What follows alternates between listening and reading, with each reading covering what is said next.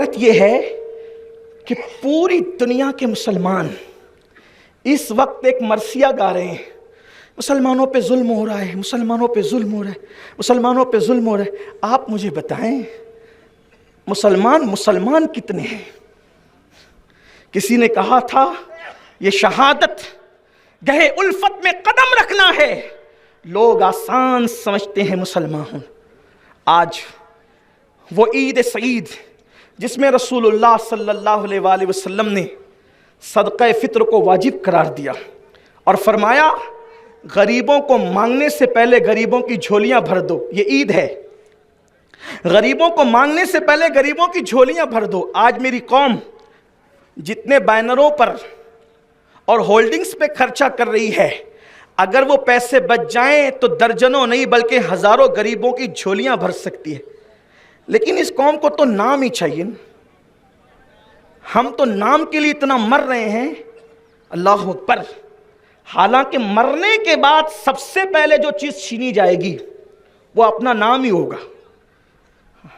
مثال کے طور پہ اگر امین القادری مر جائے تو آج جو امین القادری کو مائک پہ بلاتے ہیں کہہ کہ امین القادری آ رہا ہے، لیکن مرنے کے بعد سب سے پہلے اللہ نام چھینتا ہے۔ جس ہولڈنگز پر نام کے لیے تصویروں کے لیے غریبوں کو فراموش کر رہے ہو، اگر جلسے وغیرہ ہو ضرورت کے مطابق تو الگ بات ہے، لیکن آج پورا محلہ رنگین ہو گیا تصویروں سے۔ حیرت کی بات، نام چاہیے، نام ہی نام ہے جو کچھ ہے حقیقت کے سوا، راستہ کچھ بھی نہیں ان کی شریعت کے سوا۔ امین القادری مرے تو لوگ کیا کہیں گے؟ امین القادری کو اٹھاؤ، اس کا جنازہ لے جاؤ، امین القادری کو دفن کرو، یہ کہیں گے نا؟ کیا کہیں گے؟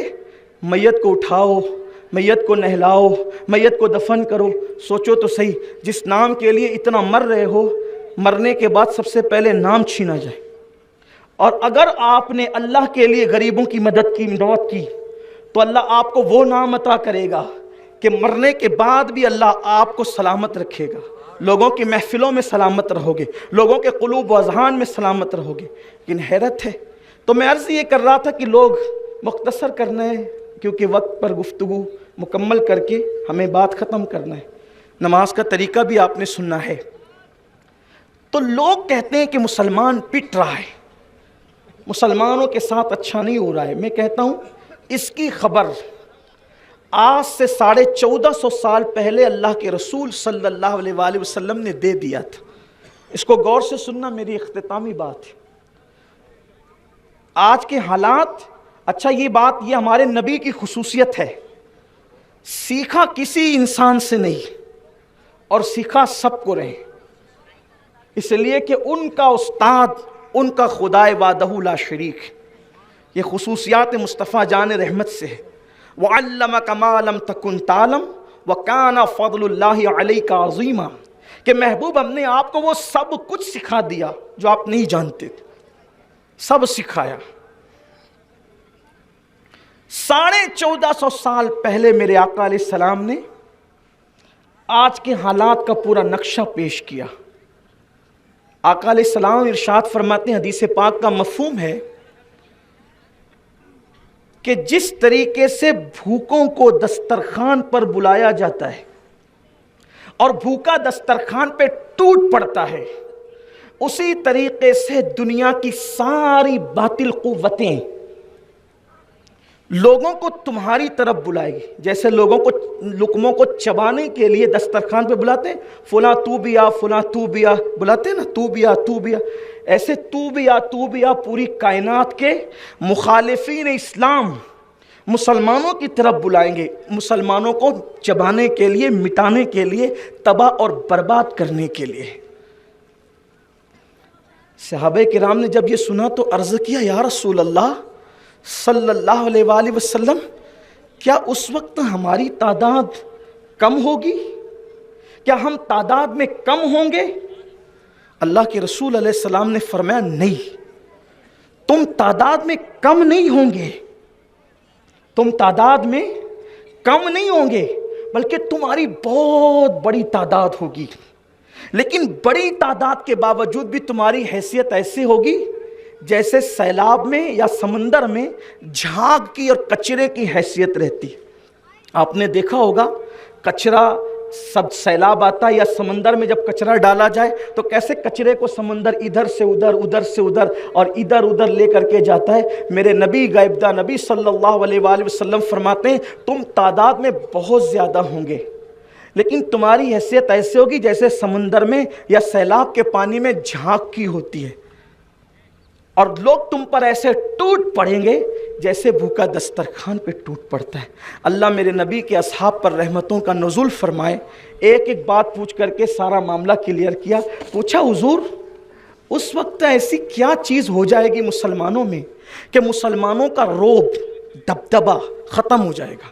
کیونکہ اللہ کے رسول علیہ السلام فرماتے ہیں کہ اللہ نے مجھے یہ خصوصیت دی ہے کہ میرا رعب دشمن اسلام پر 1 مہینے کی مسافت تک ہے، یعنی حضور جہاں رہیں گے اس سے 1 مہینے کی دوری تک لوگوں کے دل پر خوف طاری رہے گا، اور حضور کے صدقے میں حضور کی امت کو اللہ نے یہ شان عطا کی کہ اگر کوئی رسول اللہ کا وفادار سچا امتی بن جائے تو اس کا رعب مخالفین اسلام پر طاری رہتا ہے۔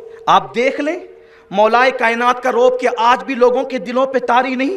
کہنے والوں نے کہا ہے کبھی زنجیر ہلتی ہے، کبھی در کانپ جاتا ہے، علی کا نام سن کر اب بھی خیبر کانپ جاتا ہے۔ صلاح الدین ایوبی کا رعب نہیں لوگوں کے دلوں پر، طارق بن زیاد کا رعب نہیں لوگوں کے دلوں پر، عمر ابن خطاب کا رعب نہیں لوگوں کے دلوں پر۔ ایک زمانہ وہ گزرا کہ اسلام دشمن خواتین اپنے بچے جب سوتے نہیں تھے تو کہتی تھی بیٹا سو جاؤ، یا تو عمر آ جائے گا یا تو صلاح الدین آ جائے گا۔ یہ رعب تھا، اور آج جس قوم کا رعب اسلام کے مخالفین کے دلوں پر تھا وہ قوم آج چپکلی چوہے سے اور رات کے اندھیرے میں اپنے سائے سے ڈر رہی ہے۔ وجہ جس قوم کے دل سے اللہ کا خوف نکل جائے پھر اس قوم کی حالت یہی ہوتی ہے۔ کیا ہوا؟ صحابہ نے پوچھا حضور اس امت کی حیثیت ایسی کیوں ہوگی؟ اللہ کے رسول علیہ السلام فرماتے ہیں میری امت میں 2 چیزیں پیدا ہوگی۔ آقا فرماتے ہیں میری امت میں 2 چیزیں پیدا ہوگی۔ نمبر 1، بلکہ پہلے فرمایا کہ میری امت وہن کا شکار ہو جائے گی۔ صحابہ کو فرمایا میری امت وہن کا شکار ہو جائے۔ پوچھا یا رسول اللہ وہن کیا ہے؟ تو فرمایا 2 چیزوں کا نام وہن ہے، حب الدنیا و کراہیت الموت۔ جب میری امت دنیا کی محبت اور موت سے نفرت کرے گی اس وقت میری امت کا یہ حال ہوگا کہ لوگ ایسے ٹوٹ پڑیں گے جیسا بھوکا دسترخوان پہ ٹوٹ پڑتا ہے۔ آج دیکھ لیں کیا ہمارے اندر دنیا کی محبت پیدا نہیں ہو گئی؟ ہم دنیا کی محبت میں ڈوب نہیں گئے؟ یہی مالیگاؤں تھا آج سے 5 سال پہلے کا 5 سال کی بات کر رہا ہوں، جس وقت تو مسلمان رمضان شریف میں دن کو ہوٹل نہیں چلاتا تھا۔ کیوں؟ اس لیے کہ روزے داروں کو میں نے کیوں چائے پلانا ہے، تو روزے داروں نے تو چائے نہیں پینا ہے، تو کہا کہ پھر ان بدبختوں کو کیوں چائے پلانا ہے جنہوں نے اللہ کا خوف دل سے نکال کر روزے ہی ترک کر دیے، میں نے ان کو کیوں چائے پلانا؟ وہ میری ہوٹل پر کیوں آئے منحوس قدم لے کر بغیر روزے کی حالت میں کہ میں انہیں چائے پلاؤں؟ یہ دنیا کی محبت ہے جو کھانے کی ہوٹلیں بھی تم نے شروع کر دی اور چائے کی ہوٹلیں بھی شروع کر دی۔ یاد رکھنا 1 مہینے میں کتنے کروڑ پتی بن گئے تم، اب 11 مہینے اس کا بھگتان دیکھنا کیا ہوگا۔ بد دعا کے طور پہ نہیں کہہ رہا ہوں، اللہ کی خفیہ تدبیر سے آگاہ کرتے ہوئے کہہ رہا ہوں۔ ہاں یہ صورتحال ہے، دنیا کی محبت ہے یہ۔